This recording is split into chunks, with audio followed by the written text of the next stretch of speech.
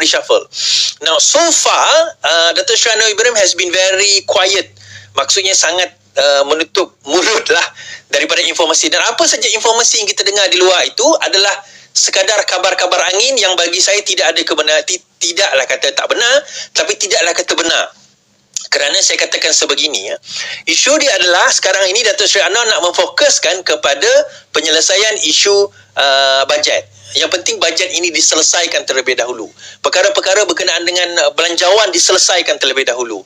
Dan apa yang patut nak diberikan diselesaikan terlebih dahulu. Hari Isnin ni sepatutnya tuan-tuan yang mana layak akan dapat e-wallet RM100 di dalam e-wallet masing-masing. Dan juga perkara-perkara sebegini yang akan jadi apa orang kata, yang akan jadi satu benda yang menjadi persoalan besar lah, menjadi persoalan besar. Now, so bagi saya macam inilah, siapa saja yang jadi menteri sekalipun daripada parti mana-mana sekalipun, itu adalah prerogatif, itu adalah bidang kuasa menteri, Perdana Menteri untuk nak menentukan apa saja yang apa orang kata yang sepatutnya berlaku dan juga apa yang terbaik untuk negara kita. Jadi menyentuh soal itu tadi, saya tolak tepi kabinet reshuffle sebab tak ada banyak cerita nak cerita kat situ. Sebenarnya kalau kita tengok kita tak maklumat adalah kata menteri ni, menteri tu tukar, menteri ni tukar timbalan menteri. Ada, bukan saya kata tak ada, tapi biar saya tak dedahkan dululah. Biar Dato' Seri lah yang umumkan.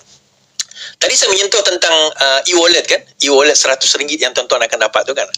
Now, kecoh baru-baru ini, geng-geng konspirasi teori ni, geng konspirasi teoris berkenaan dengan IDN. Malah ada yang bertanya saya berkenaan dengan IDN ni, ID National, Digital ID National. Baik, saya alright. Anwar, individu pertama Malaysia memiliki Digital ID. Perdana Menteri Dato' Sri Anwar mendaftarkan diri dengan Identiti Digital Nasional atau Digital ID, menjadikan beliau individu pertama di negara ini yang memiliki kemudahan Digital ID. Dan Digital ID adalah satu bentuk pengenalan dan pengesahan diri individu secara digital yang bakal dimanfaatkan sektor awam dan swasta untuk mengesahkan identiti pengguna semasa melakukan transaksi secara dalam talian. Tanpa menggantikan sistem MyCard, Digital ID adalah platform yang dipercayai dan selamat serta memudahkan pengesahan identiti dalam talian bagi mengelakkan penipuan identiti dalam urusan secara dalam talian. Dengan Anwar yang juga Menteri Keuangan sudah mendaftar dengan ID, ia bakal memberi keyakinan kepada rakyat mengenai keselamatan dan ketelusan sistem berkenaan. Pada 21 November lepas, Anwar mengumumkan peruntukan 80 juta kepada agensi penyelidikan MIMOS untuk menyegerakan pelaksanaan digital ID dan memperkasakan transformasi digital serta membangun inisiatif digital khususnya memberikan urusan dengan kerajaan. InsyaAllah saya ada masa saya nak interview lah geng dalam MIMOS ni berkenaan dengan benda ni kan. Baik. Ada yang kata macam ni, alright, berkenaan dengan ID digital ni, dia kata, Iswardi, ini adalah satu projek Dajjal, dia kata, yang cuba nak menguasai kita. Saya kata tak ada Dajjalnya, tuan-tuan. Yang Dajjal tu duk memfitnah orang, itu Dajjal. Kan, mengaku pakai agama, lepas tu nak fitnah orang, lepas tu nak pergi tarik orang dalam kesesatan. Yang itu Dajjal. Yang ini adalah macam mana? Okey, kita menceritakan tentang soalan seterusnya, dia kata kenapa dibuat secara tergesa-gesa? Ini paling famous yang ramai orang dok kata, kenapa tergesa-gesa, tanpa gesa-gesa? Tuan-tuan, pergi Google sikit. Benda ini dah diumumkan oleh Gobind Singh pada tahun 2018. Waktu itu dia adalah Menteri Komunikasi dan Digital, tempat Fahmi Fazil sekarang. 2018 dia dah umum. Ni 2023 baik. Dah 5 tahun berlalu. Apa yang tergesa-gesanya? Benda ini dah berlalu dan dah pun bukan setakat diumumkan oleh Gobind Singh, 2019 diumumkan lagi, 2021 diumumkan oleh Menteri KDN pada waktu itu, Hamzah Zainuddin. So, semua ini sebenarnya dah melalui proses sehinggalah berlaku pada hari ini. Seperti mana yang kita lihat ini, inilah dia hasilnya. Bukan baru nak decide. Semalam, kita rasanya nak buat IDN kot. So, hari ni kita buat. Tak ada. Benda dah 5 tahun. Dah melalui proses, dah melalui sistem, dah ada. So, soalan seterusnya, nanti kita tak nak jadi macam MySejahtera dulu. Tuan-tuan, apa isu MySejahtera? Dia kata tak secure. Isu MySejahtera bukan masalah security. Isu MySejahtera adalah company yang buat MySejahtera itu didapati berpusat di Singapura. Jadi kita risau data kita pada waktu itu berpusat di Singapura. Jadi kita punya data di Singapura. Itu kita risaukan. Kita tak tahu detail dia. Now, siapa yang buat IDN ni? Tuan-tuan baca baca tak yang saya baca tadi tu? Tuan-tuan ingat tak yang saya baca? Siapa yang buat? Satu company nama dia Mimos. Mimos ni apa? Tak pernah dengar pun. Tu kan. Korang tak pernah dengar Mimos tu apa. Lepas tu nak tuduh sebarang-barang. Mimos ni adalah GOC. GOC GOG. Bukan GOC GOG. Governmental owned corporation atau company, government owned company, sebuah syarikat yang dimiliki oleh kerajaan sepenuhnya, khas untuk nak membuat kajian yang melibatkan perkara-perkara digital. Dekat mana base dia? Kalau tak silap saya, area Bukit Jalil tu. Mungkin correct me if I'm wrong, orang Mimos lah kan. Tetapi Mimos ni dulu pernah jadi klien saya juga. Sebab tu saya kenal orang-orang Mimos. Dan antara top researcher dalam IT di Mimos pun adalah salah seorangnya doktor ni, PhD doktor lah. Dia adalah rakan main futsal dengan saya masa kat UK sama universiti. Doktor apa? Anda tahu siapa anda. Nanti kita getir saya panggil dia, apa aku panggil nama kau Aku buat tahu nama kau sebenar. Kita biasalah nama zaman-zaman asrama ni kita ada nama-nama glamour gitu kan. Aku tak pernah tahu, saya tak pernah tahu nama sebenar dia. Lepas tu bila saya tengok gambar dia terpampang, loh, kod ni nama betul kau ke? Apa nama dia? Saya lupa nama dia. Kan? Tak, nama panggilan dia saya kenal lah, saya tak naklah sebut kat sini kan. Tapi nama sebenar dia macam something doktor apa dah. Tapi dia antara yang leading, bukan dalam projek ni lah, dalam dekat Mimos tu sendiri. So, adakah My Digital ni berbahaya? Okey, saya nak cerita. Apa tujuan pendigitalan ini, tuan-tuan?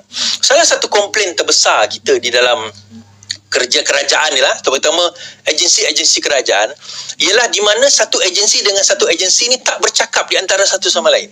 Saya bagi contoh, kalau seorang meninggal, JPN kena nak daftarkan meninggal itu, akhirnya tak pergi kepada SPR, walaupun dia dah meninggal, SPR tengok, rupanya dah meninggal tapi masih ada dalam senarai pengundi. So itu masalah, itu satu contoh. So macam mana kita nak tahu orang tu miskin, macam mana? So kita ada beratus agensi federal, beratus agensi kerajaan negeri.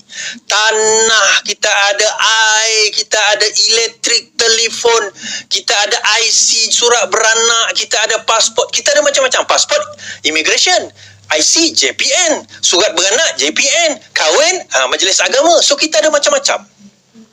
Berbagai agensi masing-masing menyimpan data masing-masing secara digital. So dia tidak ada satu data bersepadu. So akhirnya setiap kali kita nak pergi satu agensi, kita kena isi borang.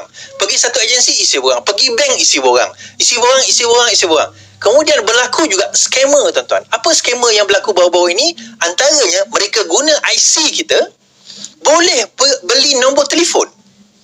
Dengan semudah itu mereka boleh beli nombor telefon hanya kopi IC. Dan ada juga kes di mana mereka boleh buat loan dengan IC kita, kopi IC. Sebab tu berhati-hati kalau nak bertulis IC. So akhirnya dengan IDN ini kita kena increasekan security. IC kena ada, memang IC itu ada. Tetapi bila kita masuk secara online, bagaimana kita nak securekan selain daripada password?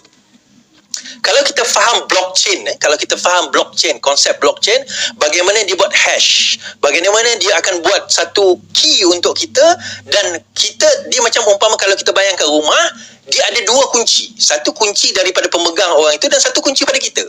Sesiapa lain tak boleh buka sistem kita melainkan dia ada kunci kita. Kalau dekat US dipanggil National ID, National Security Number. Lebih kurang macam tu.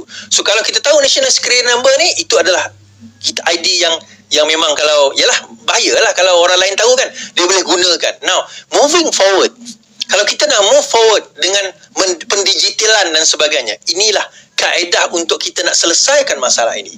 So dia bukan, dia kata contoh kita nak bagi bantuan. Macam mana kita nak bagi bantuan? Baru-baru ni Timbalan Menteri KPDN kata, kalau kita tak ada smart ID, kita tak boleh dapat minyak subsidi. Smart ID kena ada minyak subsidi. Susahlah smart ID. Tuan-tuan ada telefon tak? Saya rasa tak ada lagi manusia di Malaysia ini yang tak ada telefon dah. Paling kurang telefon yang murah lah. Dia sama ada murah atau mahal je. Tetapi telefon tu ada. Smartphone. So sekarang ni dengan smartphone, kita boleh dah gunakan untuk digital ID tersebut. Dan saya percaya, mungkinlah ada golongan tua yang tak pandai dan sebagainya. Anak cucu mereka boleh ajar, tetapi generasi mereka akan pergi diganti oleh generasi kita. Generasi saya tua sikit daripada saya. Dan kita ni adalah generasi yang memang korang kata aware tentang teknologi. Sampai bila? Ni dah 2023. Kita masih lagi nak isi borang ke? Kita dah bercakap